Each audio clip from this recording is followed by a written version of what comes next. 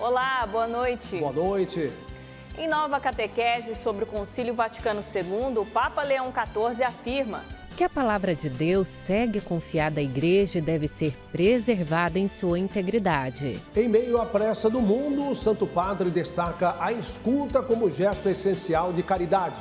O processo do Banco Master pode deixar o Supremo Tribunal Federal e seguir para a primeira instância. TSE proíbe óculos inteligentes nas cabines de votação para garantir sigilo do voto. Tempestades provocam deslizamento e deixam casas em risco na Sicília.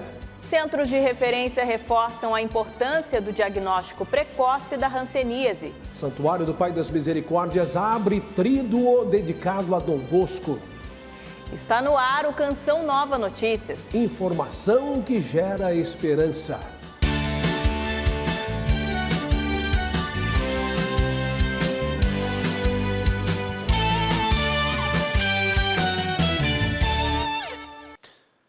Durante a audiência geral desta quarta-feira, o Papa Leão XIV refletiu sobre o caminho da fé ao longo da história, ao abordar o vínculo entre a Sagrada Escritura e a tradição à luz do Concílio Vaticano II.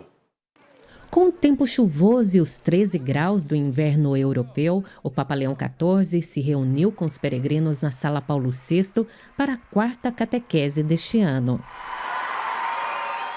O pontífice refletiu a relação entre a Sagrada Escritura e a tradição.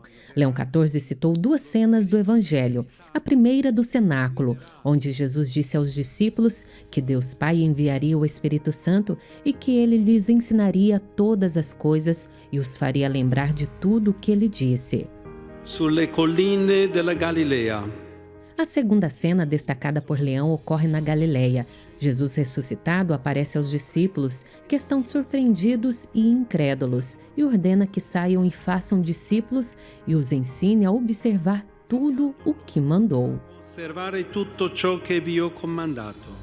Para o Papa, nestas cenas, é evidente a íntima ligação entre a palavra de Cristo e a sua difusão ao longo dos séculos. Disse ainda que a tradição da Igreja percorre o caminho da história, conserva, interpreta e encarna a palavra de Deus. La Chiesa, nella sua dottrina, a Igreja, na sua doutrina, vida e culto, perpetua e transmite aquilo que ela é e tudo quanto acredita, disse o Papa ao recordar a expressão de São Gregório Magno. A Sagrada Escritura cresce com aqueles que a leem. La Sacra Scrittura cresce con coloro che la leggono. Leão XIV citou a exortação do apóstolo Paulo de guardar o depósito da fé e explicou que depósito é um termo que na sua matriz originária tem natureza jurídica e impõe ao depositário o dever de preservar o conteúdo, que nesse caso é a fé, e de o transmitir intacto. O pontífice afirmou que a Igreja guarda o depósito da Palavra de Deus e, através dos diversos ministérios, deve continuar a guardá-lo na sua integridade, como uma estrela guia para a complexa jornada da história e da existência. Ela encarna nelle coordinate mutevoli della storia. Esta família de Santa Catarina, em poucas palavras, partilhou da experiência de participar da catequese do Papa. Foi muito emocionante, realização de um sonho, ainda mais com a família aqui junto.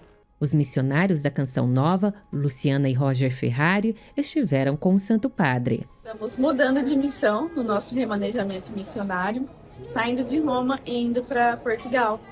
O Romeu teve a graça de brincar um pouco com a cruz, o crucifixo do Papa. É um momento de muita surpresa, muita alegria. E que não esperávamos, e o Papa pôde também abençoar essa vinda, esse tempo novo nosso, a missão de Portugal.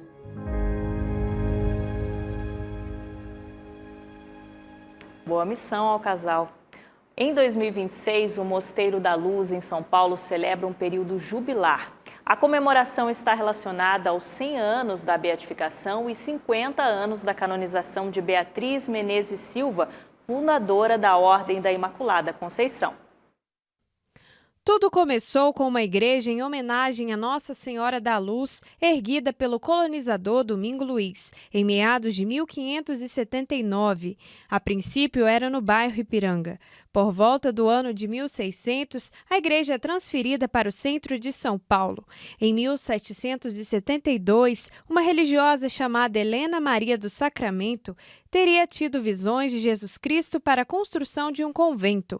O franciscano Antônio de Santana Galvão levou a vida da religiosa adiante e fundou um mosteiro no dia 2 de fevereiro de 1774, seguindo a regra da Ordem da Imaculada Conceição, fundada por Santa Beatriz. A partir de então, Santa Beatriz foge daquele ambiente, aguarda 30 anos, um sinal dos céus para que ela pudesse dar então continuidade a esta obra que foi pedida a ela. O ano jubilar está ligado à celebração dos 100 anos da beatificação e 50 anos da canonização de Santa Beatriz Menezes Silva, fundadora da Ordem da Imaculada Conceição, tornando o Mosteiro da Luz um especial espaço de peregrinação e vivência da misericórdia de Deus.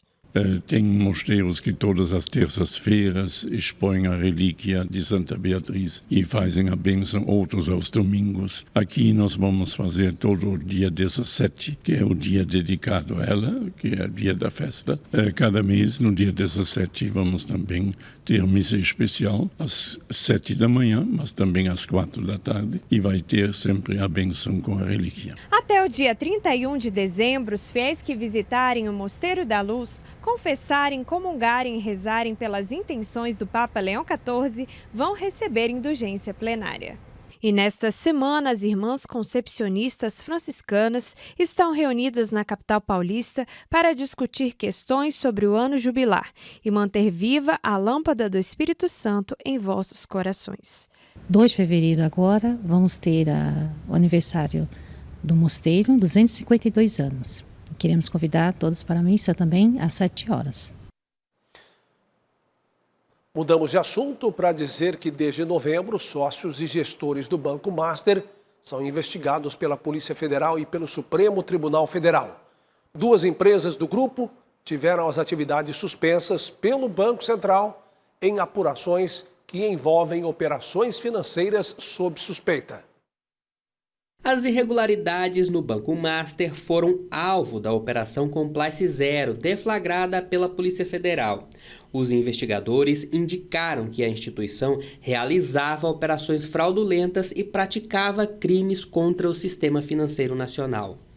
Entre as operações suspeitas do banco está a comercialização de certificados de depósito bancário, os CDBs. A modalidade permite a venda de dívidas bancárias para os clientes, que em troca recebem juros relativos aos empréstimos. Mas o Banco Master repassava esses produtos sem ter de fato recursos para honrar com os pagamentos. Na semana passada, a Will Financeira, outra empresa do Grupo Master, também teve as operações encerradas diante de suspeitas de irregularidades. O Banco de Brasília, o BRB, é citado nas investigações. A Polícia Federal aponta o ex-diretor Paulo Henrique Costa como responsável pela aquisição de títulos considerados fraudulentos do Banco Master. O BRB chegou a anunciar a compra do Master, mas a operação foi interrompida pelo Banco Central. Daniel Vorcaro, ligado ao grupo, mantém relações com autoridades, políticos e outras personalidades. O caso chegou ao Supremo Tribunal Federal em razão da menção a um deputado federal, mas ministros do STF discutem o desmembramento do processo e o envio de parte das apurações à instância inferior.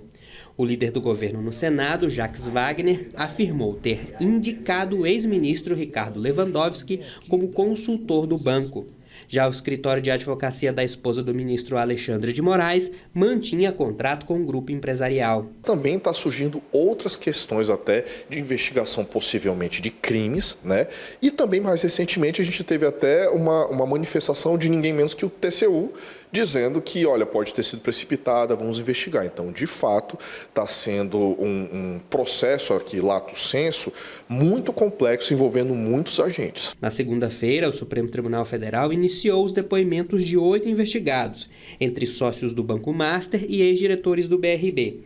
As apurações seguem sob sigilo por determinação do ministro relator Dias Toffoli. O economista reforça a necessidade de fortalecer os mecanismos de controle e fiscalização do sistema financeiro. O Banco Central é o xerife da instituição financeira. Então, ele não liquida imediatamente porque ele acompanha, tem um prazo de acompanhamento para ver a solvência.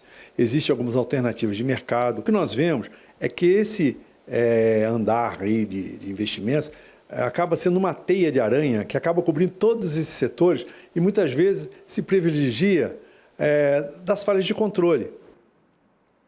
O brasileiro terminou 2025 mais endividado, segundo pesquisa da Confederação Nacional do Comércio. Com o início de um novo ano e novas metas de consumo, especialistas reforçam: planejamento financeiro é essencial para evitar novas dívidas.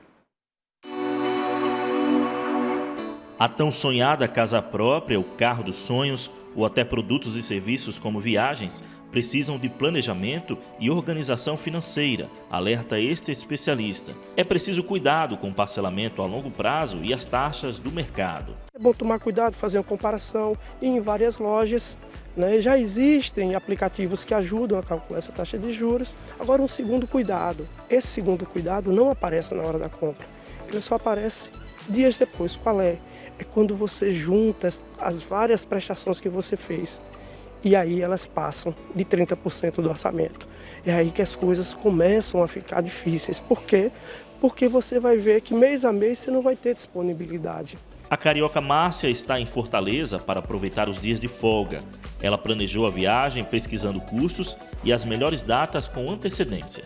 Eu planejo normalmente com 6 meses de antecedência, eu pesquiso os hotéis, eu pesquiso voos, né? Eu pesquiso qual a melhor localização para ficar. Assim como em uma viagem, começar o ano sem planejamento financeiro é pegar a estrada sem saber o destino. Especialistas orientam: definir metas, organizar despesas e revisar gastos são os primeiros passos para evitar desvios no caminho e chegar com tranquilidade ao fim do ano. Planejar é a principal ação que nós, né, que vivemos de salário, que temos uma renda constrangida, temos que fazer. Ficar atento aos impulsos e dar prioridade aos custos fixos de sobrevivência, segurança e conforto. Saber que certos custos, certas despesas vão sempre estar presentes e elas são prioritárias, porque é delas que derivam a segurança e o conforto de toda e qualquer família.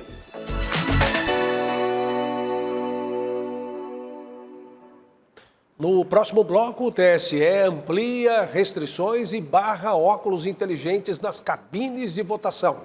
O Hospital de Minas Gerais reforça a importância do diagnóstico da hanseníase.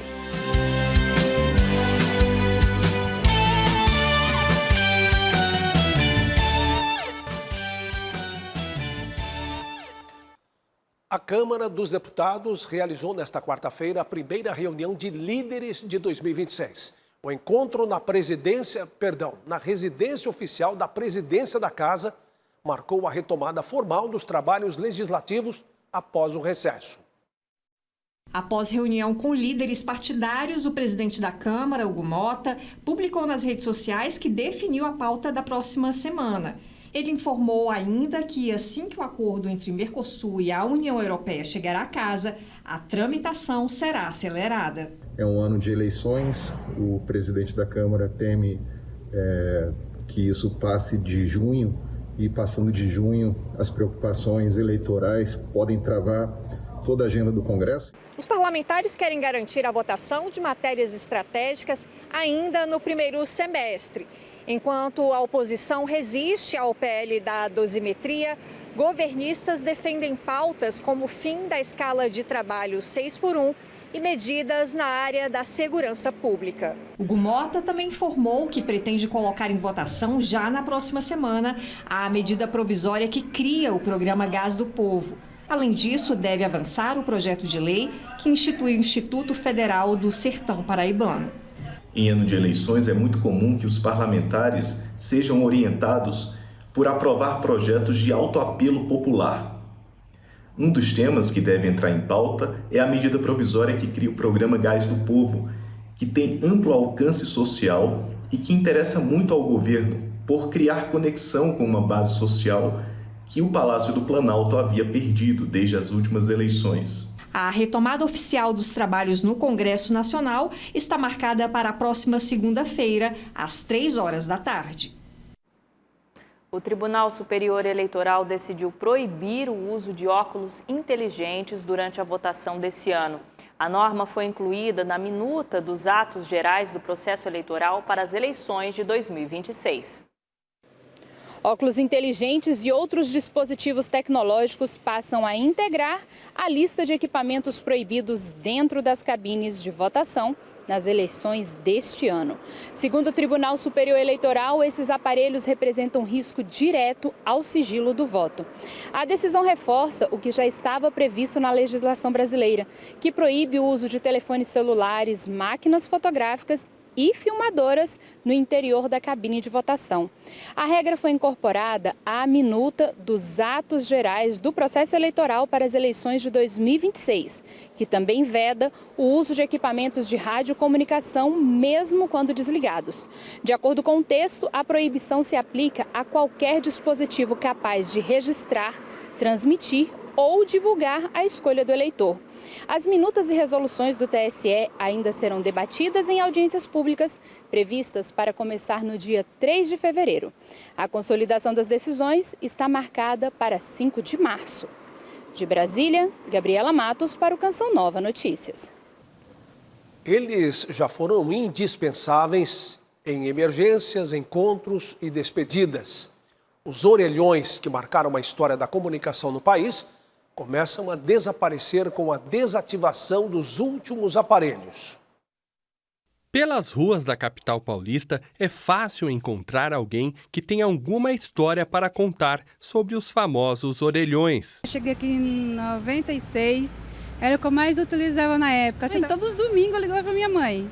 Ela já estava esperando o orelhão lá, porque lá já na minha cidade tinha. Mas também existem aqueles mais jovens, que têm pouca familiaridade com o aparelho. O que eu me recordo disso é aqueles cartões, os cartões que eram vendidos. Nunca tinha uma pessoa que eu ligava, porque geralmente usava o telefone fixo para ligações para pessoas. Em todo o Brasil, ainda existem cerca de 38 mil orelhões em funcionamento, segundo a Agência Nacional de Telecomunicações. A grande maioria, cerca de 28 mil, estão em São Paulo. Esses aparelhos foram uma grande revolução na comunicação brasileira no início da década de 70. Eu vejo isso como um processo revolucionário de transformação da sociedade. Então, essa comunicação muda completamente as relações, né? As relações profissionais, as relações familiares. Em dezembro de 2025, as concessões do serviço de telefonia fixa das 5 empresas responsáveis pelos orelhões foram encerradas. Portanto, elas não terão mais obrigação legais de mantê-los. Os aparelhos serão gradualmente desativados. As empresas assumiram compromissos de manutenção da oferta dos serviços de voz, incluindo os orelhões, até 31 de dezembro de 2028, nas localidades em que não há outro serviço substituto ofertado por outras prestadoras. Para o historiador e sociólogo, as tecnologias precisam facilitar e não dificultar a comunicação entre as pessoas. Incrível que pareça, hoje a comunicação é muito mais fácil e paradoxo, as pessoas ficam mais ansiosas, querem imediatismo. Para a geração daqueles que se acostumaram com os orelhões nos espaços públicos, ficará a saudade e a memória de histórias vividas. Minha mãe trabalhava e eu ficava em casa. E aí eu precisava falar com ela, eu sempre ia no barzinho, pegar a fichinha para ligar para ela do orelhão. Era o único jeito de me comunicar com ela. Fica a memória deste tempo, né? Fica. Janeiro é o mês de conscientização sobre a hanseníase, uma doença que possui tratamento gratuito no Brasil. Em Minas Gerais, centros de referência como o Hospital das Clínicas da UFMG reforçam a necessidade do diagnóstico precoce para evitar complicações.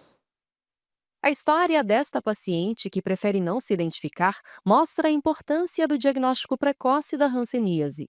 Sem as manchas vermelhas, os sintomas surgiram de forma silenciosa e o diagnóstico veio tarde, quando a perda de sensibilidade e de força nas mãos já era perceptível. Quando eu percebi, já estava atrofiado. Já tinha feito alguns exames, mas eles não conseguiram ver nos exames, então não sabiam o que era. Já era hanseníase. É uma bactéria que provoca lesões na pele e nos nervos.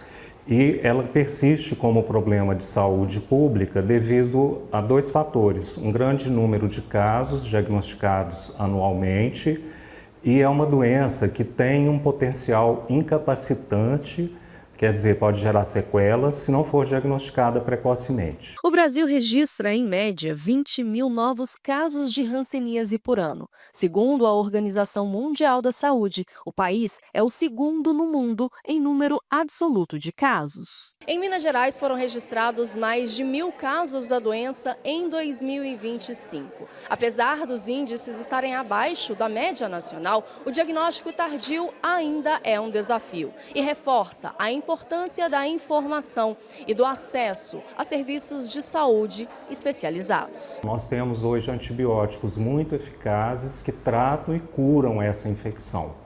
E por ela ser uma doença que pode afetar os nervos e afeta de fato os nervos, quanto mais rápido for o tratamento, menor o dano que esse nervo vai sofrer. Referência há mais de 40 anos no tratamento da hanseníase, o Hospital das Clínicas da Universidade Federal de Minas Gerais oferece atendimento multidisciplinar, do diagnóstico à reabilitação. Além da dor física, muitos pacientes ainda enfrentam outra ferida, o preconceito. Mas porque as pessoas não têm conhecimento. Por isso. O que é importante a gente ressaltar sempre é que o diagnóstico precoce evita essas sequelas e a doença hoje é curável. Ciência e fé se unem no cuidado com a criação. Pesquisadores dos Estados Unidos utilizam uma nova tecnologia para acompanhar em tempo real a migração das borboletas monarca, um dos espetáculos mais impressionantes da natureza. Delicadas e resistentes, as borboletas monarcas realizam uma das migrações mais longas do mundo animal. Todos os anos atravessam milhares de quilômetros em um percurso que revela a harmonia e a sabedoria da criação. Para entender melhor esse fenômeno, pesquisadores das universidades de Miami e de Princeton uniram biologia e tecnologia para acompanhar em tempo real o trajeto dessas borboletas. Pensamos em unir o estudo das borboletas com novas tecnologias, disse o Dr. Neil. E assim surgiu a ideia de acompanhar a migração das monarcas, completou. Os cientistas usaram transmissores minúsculos, leves e movidos a energia solar, que não prejudicam o inseto e funcionam durante toda a sua vida. De acordo com a especialista, as monarcas fazem a migração mais longa conhecida entre os insetos e ainda há muitas perguntas sobre as rotas que utilizam. Do Canadá e dos Estados Unidos até os santuários naturais do México, os dados ajudam a compreender como essas borboletas se orientam e como o ambiente influencia essa jornada. Para o Dr. Neil, essa tecnologia é um divisor de águas para entender como os animais se movem. Ao estudar a natureza, a ciência também reforça o compromisso, cuidar da criação e preservar a vida, um chamado que une conhecimento, responsabilidade e fé.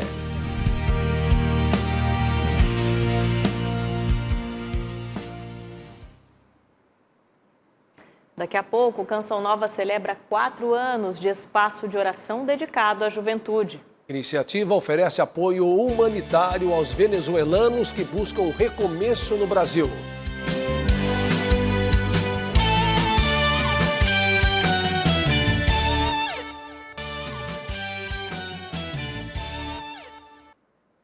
Milhares de venezuelanos atravessam a fronteira do Brasil em busca de segurança e novas oportunidades. A Operação Acolhida oferece apoio humanitário às famílias que chegam ao Brasil. Um sinal de esperança em meio às dificuldades. Desde o início de janeiro, mais de 5.000 migrantes venezuelanos cruzaram a fronteira para o Brasil, entrando principalmente por Pacaraima, em Roraima. A maioria são famílias inteiras, que deixam o país natal em meio à crise e buscam recomeçar com dignidade. 3 familiares que vêm comigo. Este imigrante disse ter vindo com 3 membros da família. Ele conta que o irmão está no Brasil há 1 ano e o chamou para que consiga a estabilidade financeira que tanto busca. O governo do estado reforçou a segurança na região, monitora o fluxo migratório e garante o controle de fronteira. A Polícia Militar, a Polícia Civil, a Secretaria de Segurança Pública e tudo o que acontece aqui nós temos relatado para o governo federal, para o Ministério da Defesa, para a Presidência da República. Desde 2018, a Operação Acolhida, iniciativa humanitária do governo brasileiro, oferece cadastro, documentação, vacinação, abrigo e alimentação para quem chega. Trabalho que se torna sinal concreto de solidariedade e esperança. Anteriormente, a gente estava recebendo em torno de 350 pessoas por dia. A Operação Acolhida, ela se preparou para um possível aumento de fluxo migratório. Entre as incertezas, a travessia dessas famílias lembra que acolher é um gesto de humanidade. Para muitos, o Brasil representa não apenas um destino, mas a possibilidade de um novo começo. Eu começo a previsão de hoje falando da Itália, que tem um grande vínculo com o Brasil, com milhares de imigrantes e descendentes.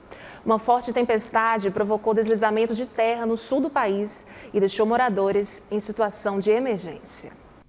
A cidade de Nicemi, no centro-sul da Sicília, vive momentos de tensão após um deslizamento de terra provocado pelas fortes tempestades da última semana. O terreno cedeu e deixou casas inteiras suspensas à beira de um penhasco. Com cerca de 25.000 habitantes, o município está construído sobre um planalto que, segundo autoridades, vem desmoronando em direção à planície abaixo. Mais de 1.500 pessoas precisaram deixar suas casas às pressas.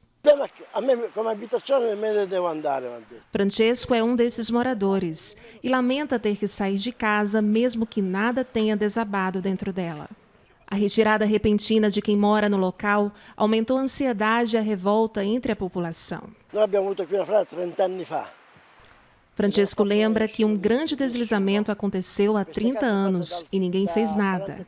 A Defesa Civil italiana alertou que o deslizamento continua ativo.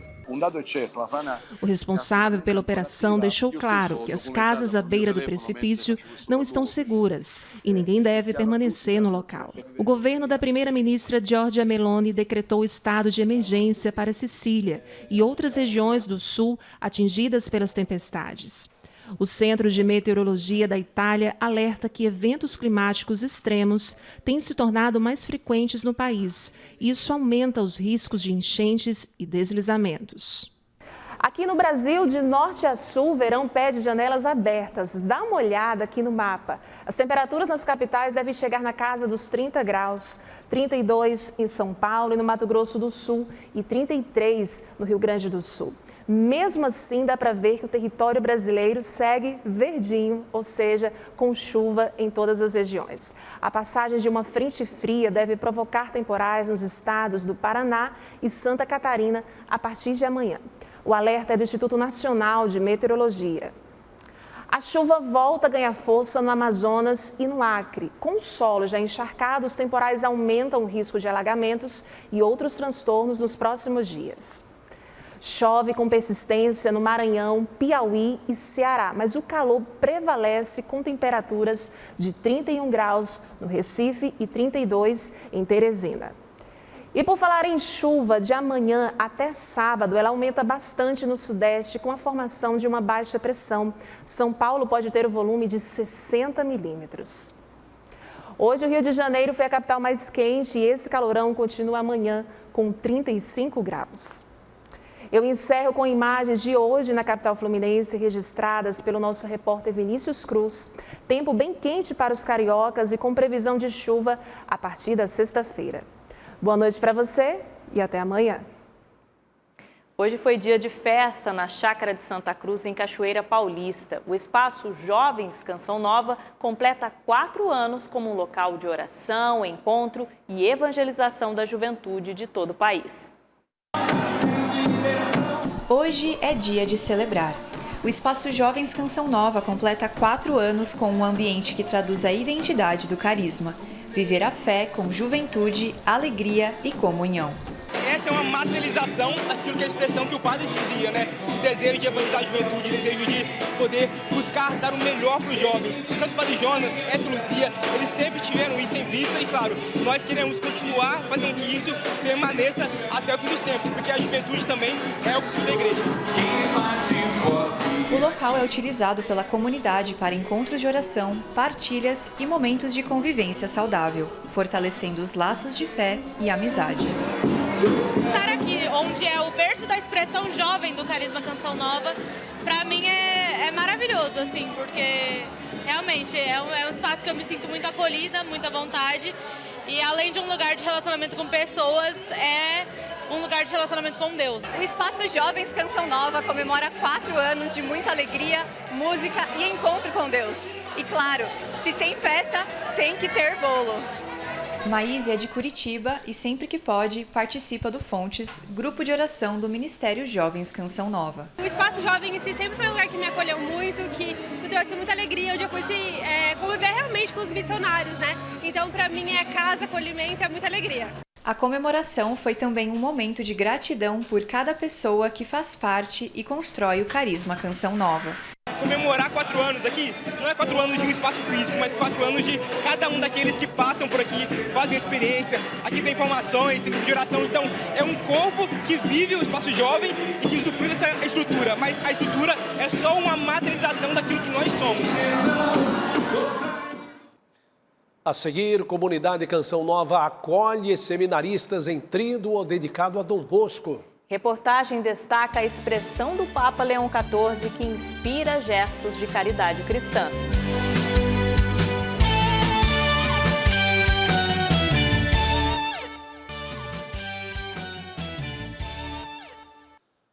O Brasil em destaque nas quadras dos Estados Unidos com uma semifinal que promete agitar o mundo do tênis. E para quem estava com saudade, o Brasileirão está de volta com a promessa de muitos gols. Alan Toledo conta pra gente.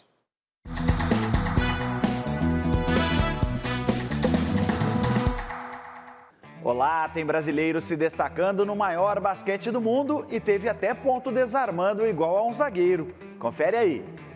Único brasileiro atuando na NBA, o ala pivô, Gui Santos teve uma noite histórica no Golden State Warriors.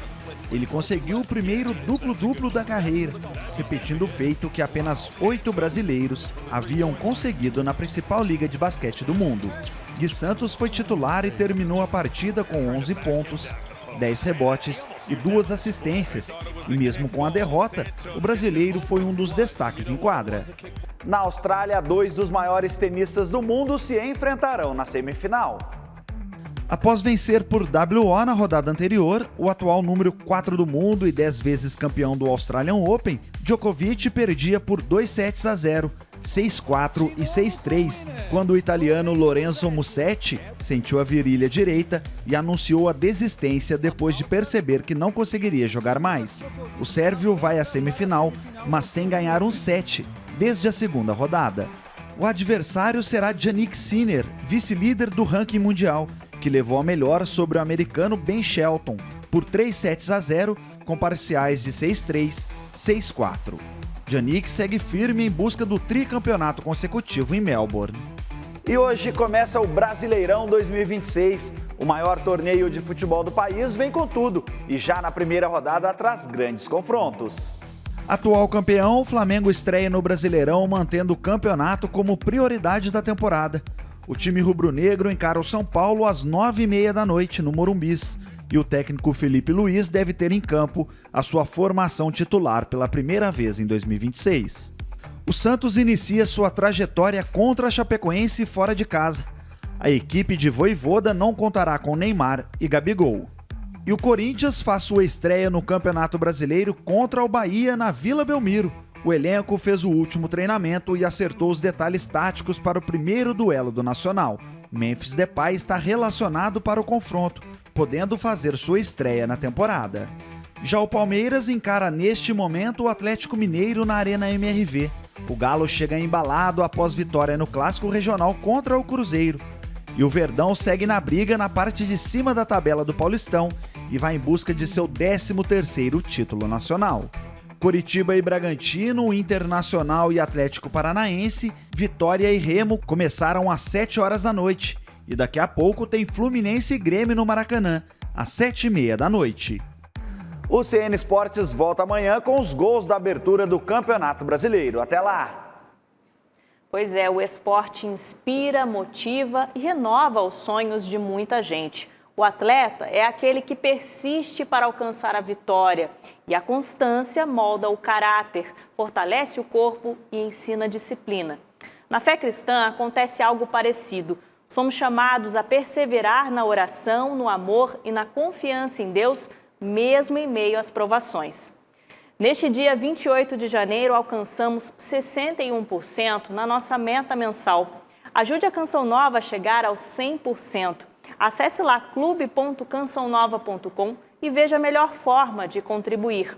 Nossa chave Pix é pix.doação@cançãonova.com. Muito obrigada por evangelizar conosco.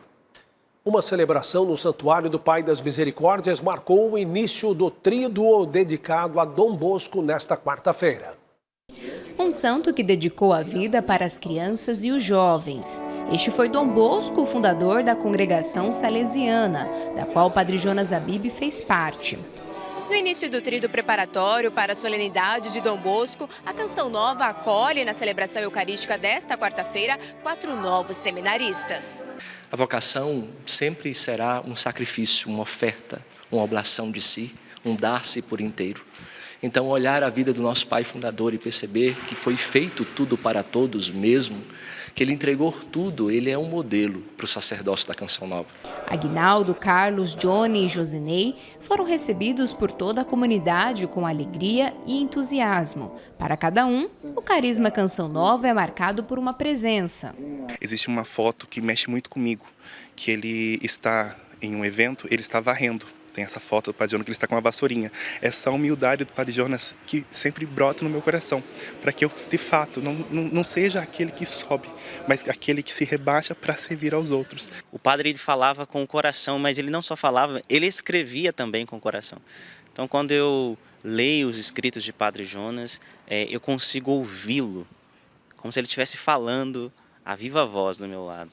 A vocação é uma resposta ao chamado de Deus. Ao orar com entrega e confiança, é possível compreender a vontade divina. Vivendo em Lavrinhas, em Queluz, eu fui vendo Deus sendo muito mais concreto também com o meu estado de vida.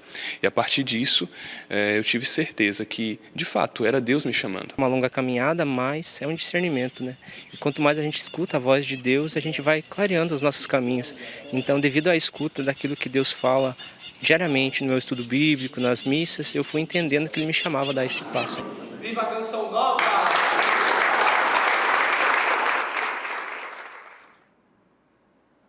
Nós anunciamos que você veria a reportagem sobre a Pastoral da Escuta na edição de hoje, mas infelizmente este conteúdo vai ficar para amanhã. Assista daqui a pouco, a partir de 8 horas, a Santa Missa do Clube da Evangelização, direto do Santuário do Pai das Misericórdias. Boa noite e paz para você. A gente se vê novamente amanhã. Ótima noite para você e sua família.